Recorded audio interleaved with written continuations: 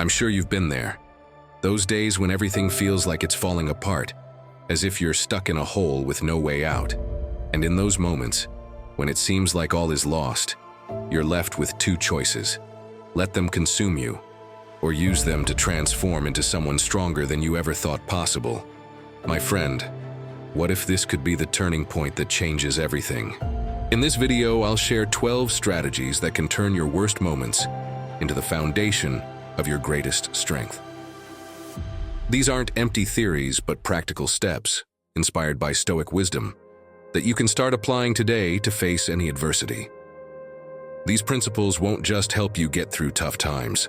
They'll transform them into the experiences that shape your true character. Are you ready to learn how to take control and emerge stronger than ever? Let's get started. 1.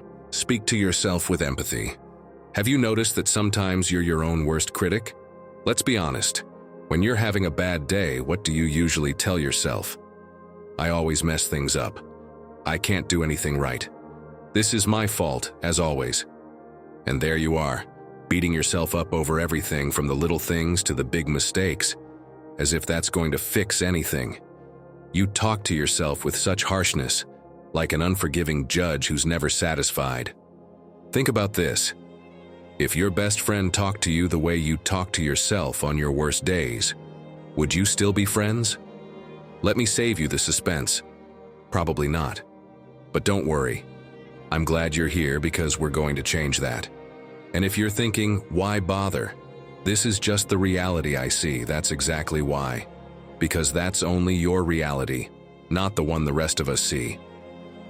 My friend, pay attention, because the way you speak to yourself could be the key to turning those tough moments into the strength you need. Epictetus said it best. It's not things that disturb us, but our opinions about them. In other words, it's not what happens. It's how you decide to interpret it. So, ask yourself, if what you're going through is already hard enough, why make it worse by being so harsh with yourself? I bet this sounds familiar. It's one of those mornings. You oversleep because you stayed up late working.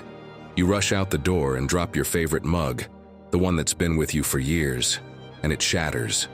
You get to work, and the presentation you worked so hard on doesn't go as planned. Self-doubt starts eating away at you. Later, you don't have time to cook, so you grab whatever fast food you can for your family. By the end of the day, you're stuck in a mental loop of self-criticism. I can't handle everything. I'm a mess. Everything I do goes wrong.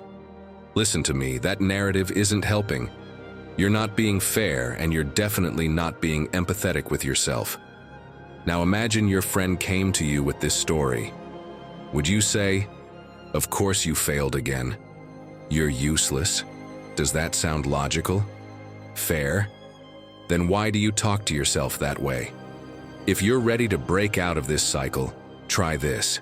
Speak to yourself in the third person. Yes, seriously. Talk to yourself as if you were cheering up a friend. For example, instead of saying, "I'm such a mess," try, "Hey Sarah, you had a rough day, but tomorrow will be better." Learn from what went wrong today and keep moving forward. Sounds different, doesn't it? Almost like it's coming from someone who genuinely cares about you. And this isn't just something I made up. Psychological studies show that changing your self-talk can improve your emotional well-being. Imagine replacing phrases like, "I'm a failure" with, "I'm learning." What would happen? You'd give yourself a chance to grow. And trust me, that kind of mindset brings clarity in tough moments. It shifts your inner dialogue from being your worst enemy to becoming your strongest ally. Think about this. Every time you speak to yourself with empathy, you're taking control. You can't stop the mug from breaking or guarantee a perfect presentation, but you can control how you react. And that reaction could mean the difference between staying stuck in the hole or climbing out stronger. So the next time you're having one of those days, take a moment. Ask yourself, what would I say to a friend in this situation? Then say it to yourself. You're not an enemy to defeat. You're a person who deserves support, starting with your own. 2. Write to set yourself free. Picture this. You've lost someone important in your life. That person who understood you without words, who was always there, is gone. Now you're left with an emptiness that feels like it's swallowing you whole. The days go by, but the pain stays, lingering like a shadow that won't let you move forward. You wake up each morning and the world looks the same, but you're not. Everything feels heavy. The memories, the words left unsaid, the things you wanted to do together. You try to distract yourself, but your mind won't stop. It's like every thought pulls you deeper into an endless void. So, what can help you turn this moment into your greatest strength? Writing. Why? Because you don't have to keep living in that chaotic, cluttered room that is your mind. Have you ever thought about how much you're storing up there with no rhyme or reason? It's like a filing cabinet stuffed with loose papers, memories, worries, and scattered thoughts you don't know where to put. Every time you try to move, you trip over them, and the more you ignore them, the bigger the mess becomes. So what if you started pulling out those papers one by one and giving them a place? That's exactly what writing does. It takes what's weighing you down and turns it into words, helping you make sense of it all. Even Marcus Aurelius used writing to free himself. You've probably heard of his journal, Meditations. What's fascinating is that those reflections weren't meant for anyone else. He wasn't writing to publish or impress. He wrote for himself, to understand, to let go. Now imagine if Marcus Aurelius lived in our time. What would he write after one of his worst days? Maybe something like, "Today, the internet connection failed right before an important video call. I spent half an hour trying to stay calm while the system updated itself. In the end, I remembered that the only thing I could control was my attitude, and though it was chaos, I made it through." Don't get me wrong. You don't have to be a writer or find the perfect words. All you need to do is put your feelings down, just like Marcus Aurelius did, and don't use the excuse of "I don't have time." Set aside just 5 minutes a day. Write about what's bothering you, what's weighing on you, or even what you're grateful for. Do it without filters or rules. You might find that simply getting those thoughts out of your head brings you clarity. Let me be clear. I'm not here to promise that the pain will vanish. It won't. But it stops feeling so messy, so chaotic. It's as if, by putting it into words, you start to make sense of it. Imagine that. Finally beginning to accept what happened. So what if you started today? Come on, grab a pen, a piece of paper, and 5 minutes. Write down everything that comes to mind. Don't erase, don't cross things out, don't judge yourself. Just let it all out. Then tear that paper into pieces. "But I just wrote it," you might be thinking. Trust me, it's a symbolic act that represents letting go of your emotions. Have you done it? Good.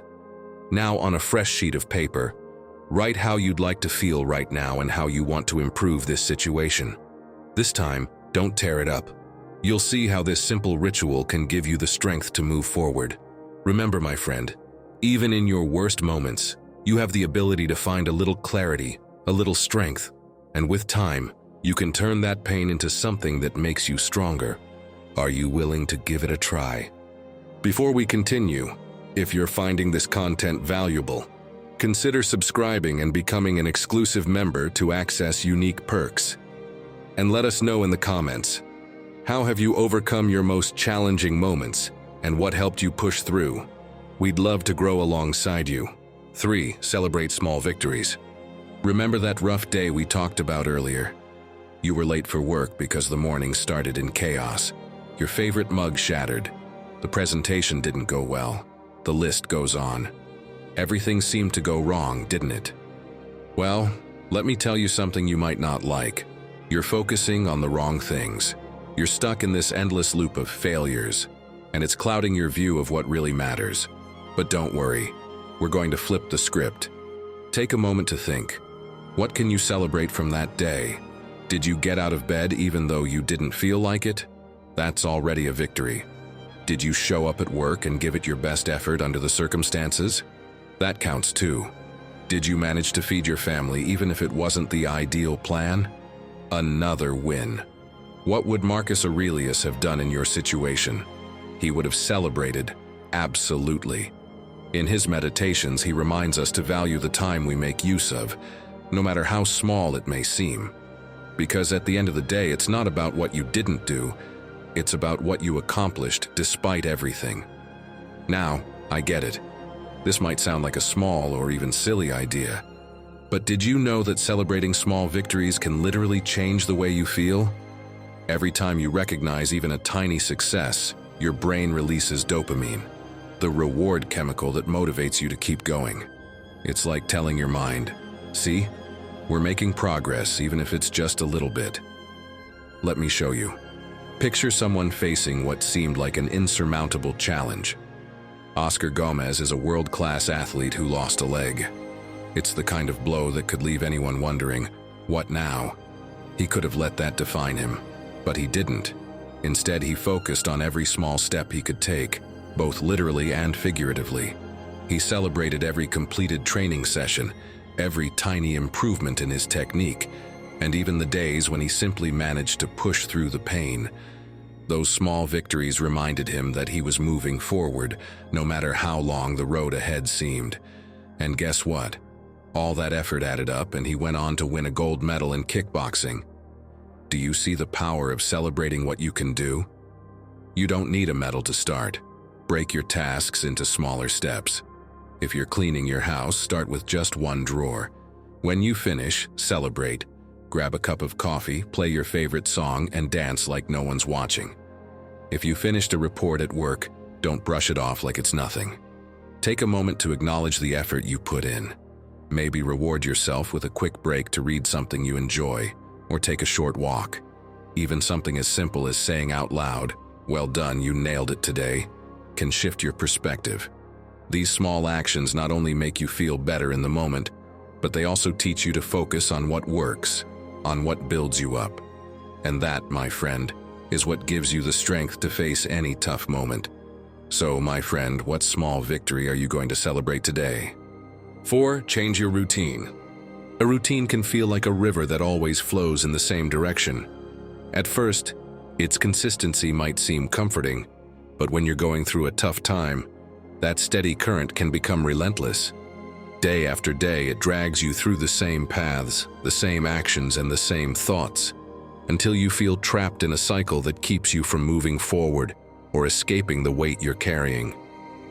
Changing your routine, even in small ways, could be the spark you need to step out of that river and redesign your life. You know who understood this better than anyone? Zeno of Citium, a merchant who lost everything in a shipwreck. That blow could have destroyed him, but instead he chose to shift his routine. And thank goodness he did. That shift gave birth to Stoicism, a philosophy that helps us all transform our worst moments into our greatest strengths. Aren't you glad he didn't give up? Now, you don't need to make drastic changes or experience a shipwreck to do the same, but if you're in a tough spot, what's stopping you from using the chaos as a push to change your direction? What would Zeno do if he were alive today? Something simple. He'd probably wake up a little earlier, try a different breakfast, or even walk instead of driving. These small tweaks in daily routines can open your mind and help you see things from a fresh perspective. Picture this. You're stuck in a cycle that feels never-ending. Every day feels just like the one before, and the harder you try to break free, the more the routine pulls you under. But what if all you need is a tiny shift? On the podcast Living with Ikigai, the host shared how introducing small changes to her day helped her overcome tough moments and find clarity. What did she do? For instance, she started her mornings differently, waking up earlier and spending 5 minutes saying something positive, no matter how small. She also took different routes to work and even switched up her Spotify playlist. It sounds trivial, doesn't it? But give it a try. You might discover a new artist you love or find your next favorite soundtrack. Trying something new is like moving a piece in a puzzle. Little by little, everything starts to fall into place. Can you imagine what those small changes could do for you? Don't worry, you don't have to change your entire life overnight. Start with something simple. If you always drink your coffee at home, try having it at a new cafe. If you usually work out at home, head to a park instead. Even changing the order of your daily tasks can give your day a fresh twist. These small adjustments are like bends in the river. little detours that lead you to discover new possibilities. Think of Zeno. A drastic change led him to redesign his entire life, and in doing so, he found his greatest strength. You can start today with something small, and one day, you'll realize you're no longer stuck in the same cycle. Breaking out of a tough moment doesn't always require a giant leap. Sometimes all it takes is a step in a new direction. So, tell me, what small change will you make today to transform your routine? Share it in the comments. We'd love to help you turn that tough moment into something better. 5. Learn to say no. Picture this. It's Monday, and your day has barely started when a coworker asks you to cover for them in a presentation because you explain it better. You agree, even though you're already short on time. Later, in the weekly meeting, your boss mentions a new project, and without thinking, you volunteer to help because you want to show commitment. By midday, a friend messages you with an urgent request, and of course, you say yes, even though you know you won't have the time. In the afternoon, your mom calls to plan the family dinner for the weekend, and not wanting to seem like a bad child, you offer to take care of it. By the end of the day, you're sitting on the couch, phone in hand, staring at an endless to-do list. You feel a crushing weight on your shoulders. All you want is for someone to say, "It's okay, you've done enough." But you know what? That someone needs to be you. I know because I've been there. And I made the biggest mistake of all. I waited too long, and it was my body that finally said, "Enough." Why? Because I didn't know how to say no. At work, I said yes to everything. Projects, meetings, tasks that weren't even my responsibility. I spent countless hours working beyond my regular schedule, draining myself for things that didn't benefit me. But it wasn't just work. In my family, I couldn't set boundaries either. I was always available, always saying yes even when I had no time or energy left. The result? A health crisis that forced me to stop. I'm sharing this because I care about you, and I don't want you to go through the same thing. Learning to say no isn't selfish, it's essential. It's what will help you take back control of your life and turn those overwhelming moments into opportunities to grow stronger. Imagine Epictetus on a Monday like that.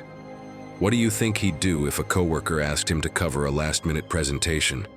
He'd probably calmly say something like, "No, thank you. I already have enough responsibilities." Why? Because Epictetus understood something we often forget. Freedom lies in having control over yourself. Saying no is a way to be free. When you always say yes, you become a prisoner to others' demands. And let me tell you, that's not living. So, what will you choose? To live under the weight of everything or to start reclaiming your freedom? I hope your answer is, reclaim my freedom, of course. So now you're probably wondering, how do I start? First, before saying yes, pause for a moment. Evaluate whether it will genuinely benefit you. Ask yourself, do I really have the time or energy for this? If the answer is no, then you already know what to do. Second, practice saying no politely but firmly. For example, you could say, "I'm sorry, but I can't commit to that right now." Or, "Thank you for thinking of me, but I'm not able to help at the moment." You don't need to offer lengthy explanations or feel guilty. Saying no doesn't make you a bad person. It means you're prioritizing your well-being. Remember, my friend, learning to say no is one of the most powerful tools you have to regain control of your life. Each time you say it, you take another step toward that inner strength that can overcome any challenge. 6. Ask useful questions. Imagine you're in a completely dark room. You can't see a thing. You have no idea which way to go and you feel trapped. Then you find a flashlight. You turn it on, and suddenly, everything changes. It doesn't light up the entire room, but it shows you enough to take the next step. Asking questions is like turning on that flashlight. It won't give you all the answers at once, but it helps you move forward and find a way out of where you're stuck. Marcus Aurelius, as an emperor, faced constant crises, wars, plagues, and the enormous pressure of leading an empire. How did he stay calm? By asking questions. Questions that guided him. helping him find clarity amidst the chaos. For example, he'd ask himself, "What is within my control in this situation?" Or, "What's the worst that could happen, and how can I face it?" These questions didn't just help him find solutions, they kept him focused on what truly mattered. Did you know that the way you ask yourself questions can completely change how you feel? It's not magic, it's science. Imagine you're stuck in a loop of negative thoughts. What happens? Your anxiety skyrockets and you can't think clearly, right? Well, a study from the University of Michigan found that asking yourself specific questions can reduce anxiety and improve mental clarity. Here's the interesting part. They asked participants to phrase their questions in the third person, as if talking to a friend. So instead of saying, "Why is everything happening to me?" try shifting the perspective. What advice would I give to a friend in my situation? This doesn't just change the tone of the question. It helps you find more compassionate and useful answers. Now, my friend, put yourself in this situation. You're going through a tough time at home. You're having constant disagreements with a loved one, and it feels like there's no way out. So you decide to try asking yourself useful questions. First, take a pause, breathe deeply. Start with something simple. What exactly am I feeling right now? This helps you identify your emotions and clarify why you feel this way. Write it down if needed. Next, move to something more specific. What part of this situation is within my control? Maybe you can't change how the other person acts, but you can decide how you respond. Finally, ask questions in the third person. If a friend told me about this, what advice would I give them? This shift in focus helps you step away from the heat of the moment and think more clearly. Do you see how these questions change your approach? It's not about blaming anyone, it's about finding solutions. It's like redirecting that flashlight to shine on the right path. Here's an extra tip. Don't just think about your answers, write them down. And then, what do you do next? Act on them. Because questions are only useful if they lead you to take action and get out of that dark room where you felt stuck. So, my friend, the next time you feel lost, turn on your flashlight. Ask yourself questions that guide you, that pull you out of the vicious cycle. Because even in the darkest moments, there's always a way out. 7. Surround yourself with energizing people. I hate to be the one to tell you this, but the number one mistake you're making is surrounding yourself with people who don't lift you up. I bet no one has told you this before, but the people you spend the most time with shape your life more than you realize. And no, this isn't an exaggeration. Did you know you're the average of the 5 people you spend the most time with? Think about that. Those 5 people influence how you talk, how you think, and even the decisions you make. And it's not just friends or family. It includes the people you follow on social media, the conversations you engage in, even the messages you receive. Have you noticed the impact they have? Let's say you spend the afternoon with someone who constantly complains, "The heat is unbearable. I can't stop working. Nothing ever goes right for me." At first, you think it doesn't bother you, but slowly their energy starts to stick. You feel heavier, more drained, like you're carrying a backpack that gets fuller with every complaint. By the end of the day, you're so exhausted, and you don't even know why. Being around that person is like wearing shoes that are too small. You don't notice at first, but after a while, you just can't take it anymore. Now, flip the script. Think of someone who always has something positive to say when you talk to them. I'm sure you've got this. How can I help? Have you thought about how well you handled it last time? Or maybe they just listen without judgment, letting you pour out everything you're carrying. Being around that person feels like drinking a cold glass of water after running under the sun. Refreshing, revitalizing. Exactly what you need to keep going. This is what psychologist Marian Rojas Estepé calls vitamin people. These are the people who recharge you with their energy, their words, and their attitude. And you know what? We all need more people like that in our lives. Surrounding yourself with them doesn't just boost your mood, it gives you the strength to turn even your worst moments into opportunities for growth. With their support, those dark days can become the foundation of your greatest strength. So, how do you surround yourself with energizing people? Start by making a list of those who inspire you and lift you up. They could be friends, family, or even authors and content creators you follow online. Then connect with them more often. If you can't see them in person, read their books, listen to their podcasts, or watch their videos. Surround yourself with their positive influence because, my friend, it will make a huge difference in how you feel and how you face your days. Seneca put it perfectly. Avoid unhappy people, those who always find something to complain about, because they are enemies of peace. He was absolutely right. Think about it.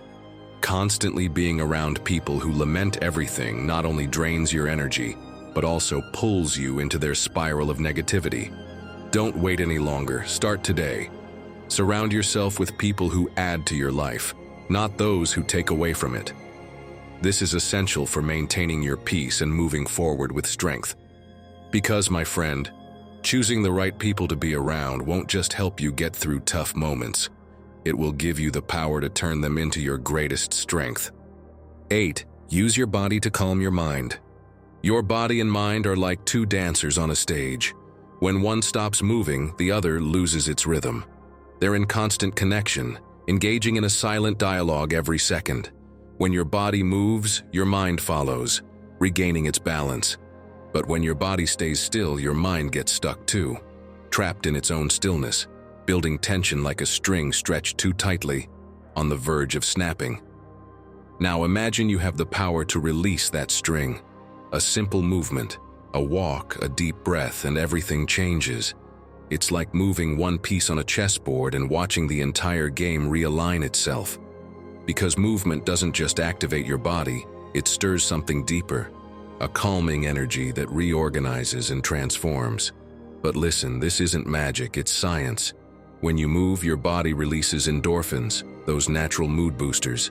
It's like giving your mind a break, opening a window in a room filled with stale air.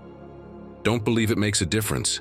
Try walking for 10 minutes outdoors, feeling the fresh air on your face, and tell me how you feel afterward.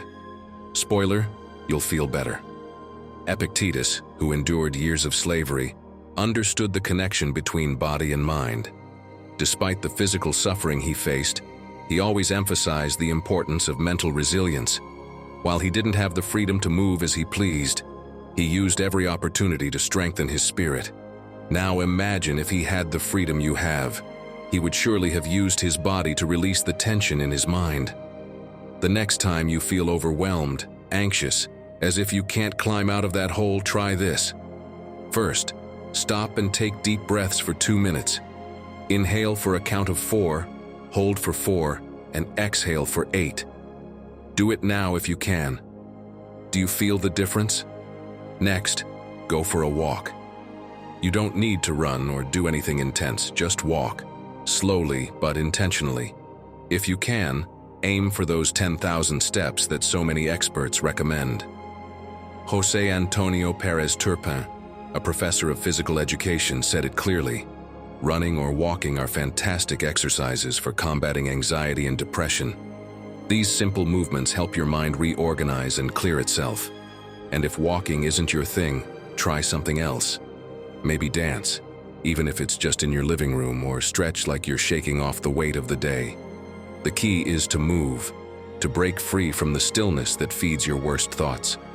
Remember, my friend, your body is a powerful tool for overcoming any tough moment. It's not about making big changes overnight. It's about starting small. A deep breath, a short walk, a few movements to remind your mind, we're okay, we're moving forward. 9. Take a break. By now you know that moving can change your mood in minutes. But here's something you might not expect. Rest is just as important. My friend, it's not all about constant movement. Just like a skilled dancer alternates between quick steps and pauses to catch their breath, you need to learn to stop. Sometimes taking a step back doesn't mean retreating. It means preparing to move forward with greater strength. It feels like rest has a bad reputation, doesn't it? We live in a society that glorifies busyness, where the more you do, the more valuable you think you are. Everyone expects you to be productive 24/7, as if stopping for a moment is a luxury you can't afford. But what if I told you that this obsession with never slowing down is what's holding you back? Think about it. Your body needs movement to calm your mind, but it also needs pauses to recharge, like a bow that will snap if it's always drawn too tight. Even Marcus Aurelius understood this. In his meditations, he wrote, "The mind needs rest as well, because rest isn't laziness, it's strategy. It's what allows you to push forward with strength when everything feels like an uphill battle." Want to understand the science behind this? According to a study by the University of Illinois, working without breaks leads your brain into something called attention fatigue. Essentially, your focus dwindles and your mind starts to shut down, like an overheated engine. It needs to cool off to perform at its best again. And after all the stress and tough moments you've endured, don't you think your body and mind deserve that breather? Even 5 minutes can be enough to recharge, refocus, and tackle what's next with clarity and strength. So how do you incorporate this into your day? Schedule your breaks like you would an important meeting. Set an alarm if you need to remind yourself to pause. Take 5 or 10 minutes every hour to disconnect. Do something simple. Close your eyes and take a few deep breaths, or step onto your balcony and look at the sky. You don't need much time, but those moments can make all the difference. Here's the powerful part.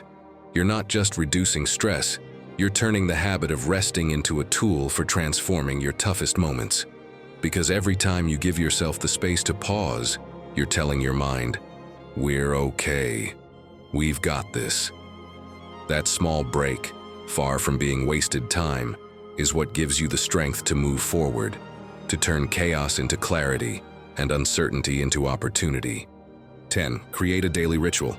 Legend has it that before every battle, samurai followed a ritual. They lit a candle, prepared their armor, and meditated in complete silence for a few minutes. Why? Because this moment wasn't just a physical act. It was their way of calming their minds, centering their spirits, and remembering their purpose. That small ritual connected them to their inner strength before stepping into chaos. Now, let me ask you, my friend, do you have a ritual that takes care of you? You don't need to face sword fights, but every day comes with its own battles. Stress, worries, tough moments. Amid all that, what are you doing to care for yourself? Because here's the truth. The small actions you repeat daily define who you are. It's not about big changes, but those daily moments that quietly build your resilience, step by step. Start with something simple.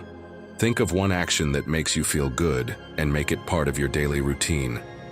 Maybe it's having a cup of tea before bed, closing your eyes and breathing deeply for 5 minutes, or listening to your favorite song to kickstart your day. Can you imagine how things might change if every evening you took a few minutes to disconnect from the world, make yourself a cup of tea, and let the silence surround you? That simple act, repeated every day, can become the refuge you need. Stoic philosophy understood that rituals weren't just habits, they were pillars of strength. Seneca, one of the great Stoic thinkers, practiced daily discipline as if it were an art. Every night he spent time reflecting on his actions, asking himself, "What did I do well today? What can I improve tomorrow?" It was his way of preparing for what was ahead, of resetting his mind before taking on a new day. Picture him writing in silence, shutting out the chaos of the external world and focusing entirely on his inner world. For him, these moments weren't negotiable. They were his refuge amidst life's storms. And that consistency, my friend, kept him steady even when everything else wavered. Imagine if you too set aside time each day to care for yourself, to prepare. That discipline, as small as it may seem, has the power to transform even your hardest days. Creating a ritual isn't a luxury, it's a necessity. It's your way of telling yourself, "I care about how I feel. I'm here to take care of myself." It's time to take action, my friend. You don't need grand changes or anything complicated to start looking after yourself. Do it now, in a simple yet effective way. Turn off your phone for 30 minutes. Disconnect from the noise and give yourself a moment of calm. Before going to bed, grab a pen and paper and write down 3 things you're grateful for today.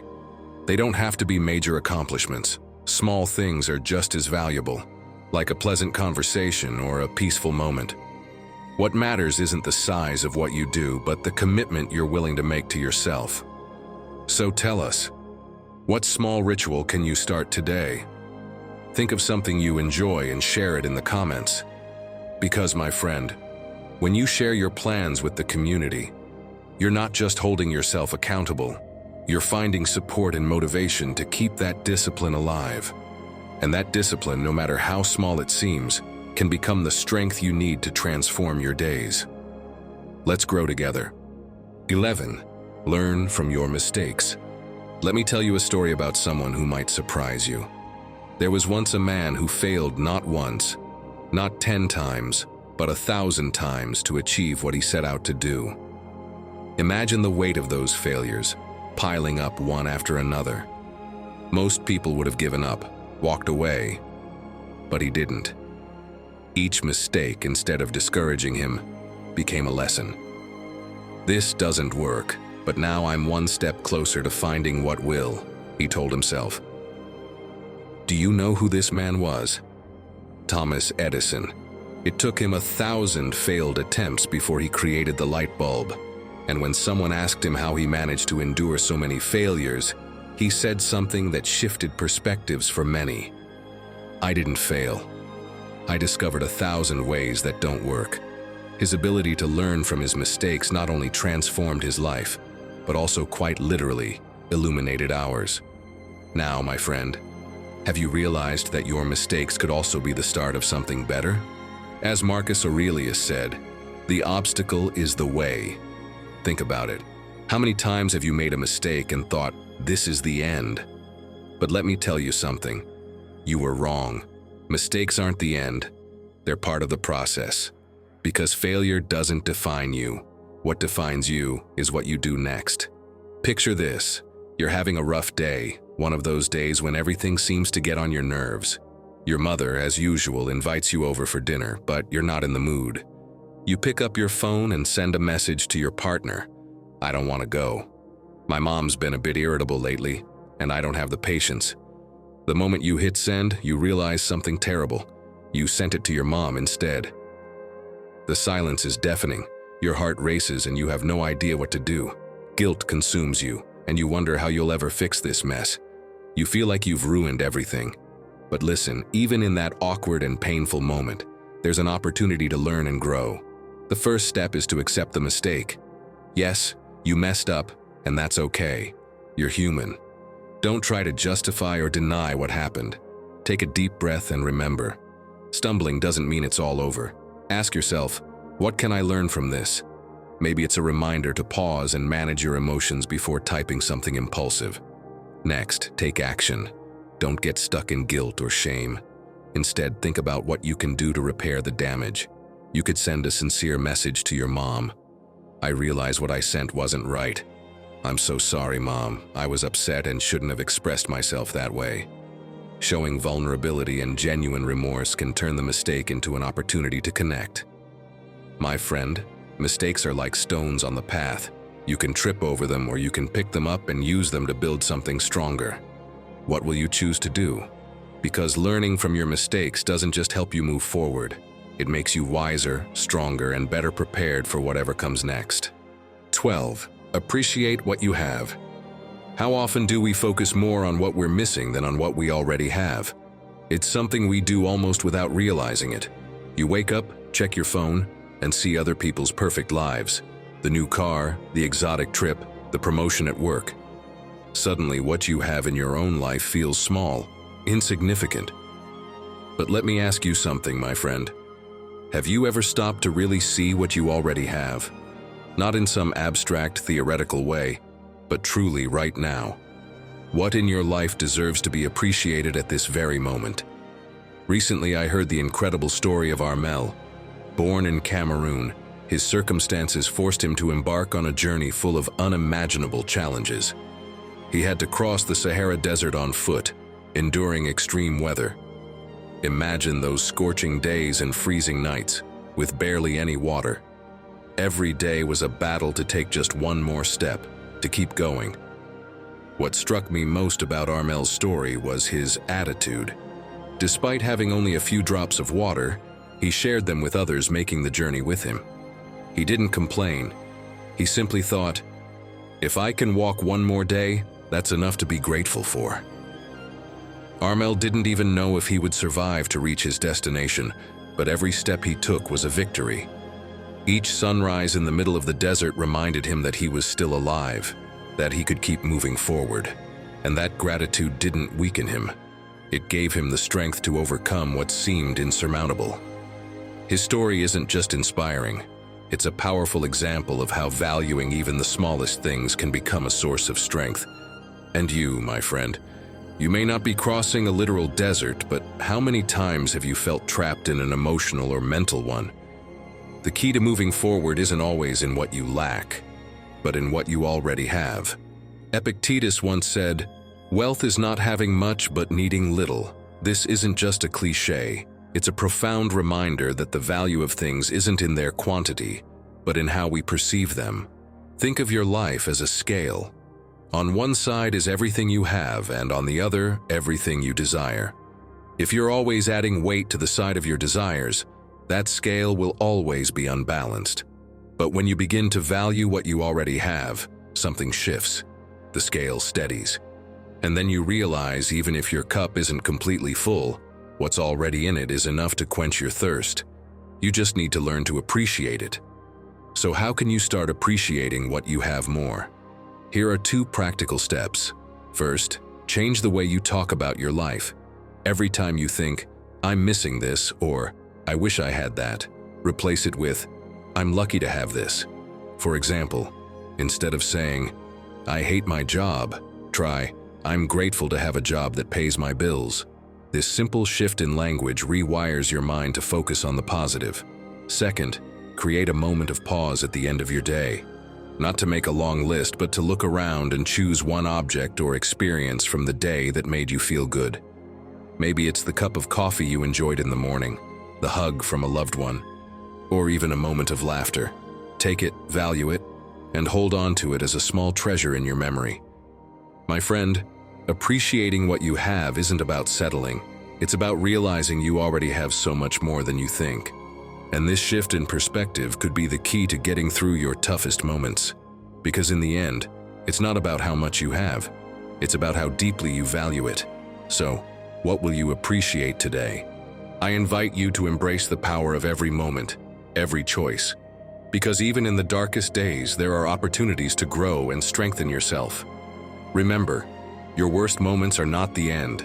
They're the beginning of something greater. Every pause, every mistake, every small victory is a step toward a stronger, wiser version of yourself.